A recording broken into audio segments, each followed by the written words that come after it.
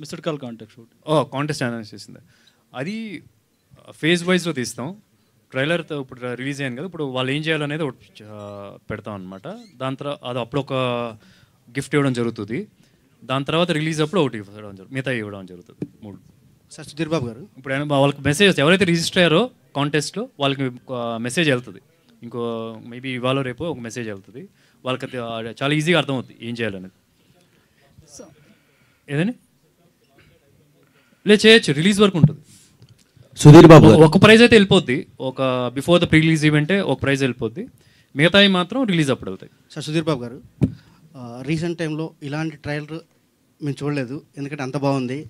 Cinematography కావచ్చు, music కావచ్చు, ఒకదాన్ని ఒకటి డామేజ్ చేస్తూ అథెంటిక్ డైలాగ్స్ కావచ్చు, మీరు చెప్పిన విధానం కావచ్చు, అంత బాగుంది. అయితే ఇలాంటి కథని స్టోరీగా చెప్పినప్పుడు డైరెక్టర్ మీద నమ్మకం మీకు ఎలా? ఎందుకంటే అంతకుముందు ఆయన చేసిన సినిమా ఓ లవ్ స్టోరీ, ఇలాంటి ఒక బిగ్ స్కేల్ సినిమాని ఎలా నమ్మారు ఆ డైరెక్టర్ని? ఫ్రాంక్లీ నేను చాలా రిస్క్ తీసుకున్నాను ఈ సినిమాకి, నేను ఫ్రాంక్గా చెప్తున్నా.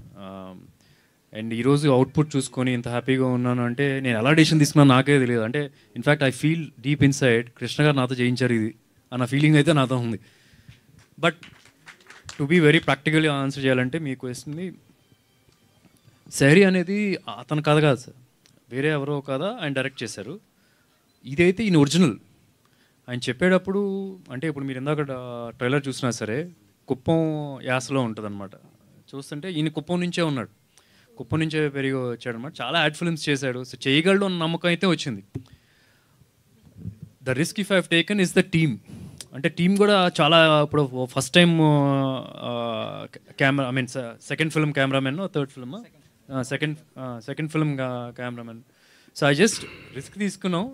బట్ ఏంటంటే చాలా హెవీ బడ్జెట్స్ అవసరం ఉంటుంది. ఒకవేళ మనం పెద్ద టెక్నీషియన్స్ తీసుకుంటే హెవీ రెన్యూమరేషన్ ఇచ్చి మళ్ళీ సెట్లో తీయాలంటే this a risk that we have taken because ఈ cinema is a big budget film.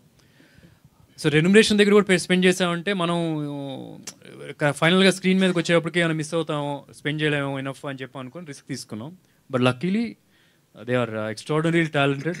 Everybody who ever we picked are gold for us.